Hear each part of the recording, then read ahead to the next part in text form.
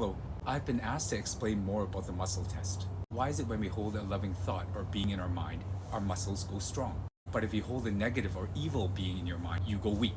And you can try this at home, taking into consideration the prerequisites I spoke about in previous videos. In this video, I will talk about why this works and some of the history behind it. In the 1970s, there was a guy called Dr. John Diamond who was studying a concept termed life energy, which was his term for what ancient Chinese studies call qi. He explained that everything we encounter in our life affects this life energy in a positive or negative way.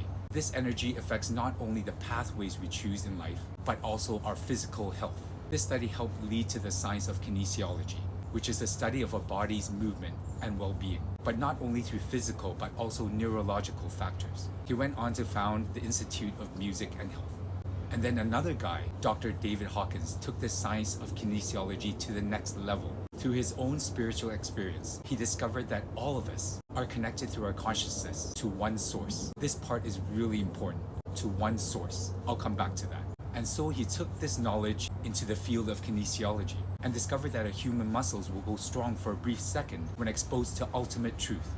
Truth that takes all context, something humans can never contextualize. This truth does not have to be verbalized. That is why when we think of something loving, you will feel strength in your muscles. And when you think of something that lacks love or lacks truth, your muscles go weak.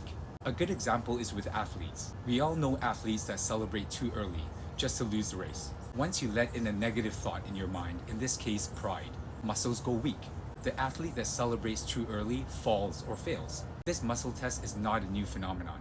It has been around for a couple of decades, but it has not yet created an M field. For all the science nerds out there, you'll recognize this experiment.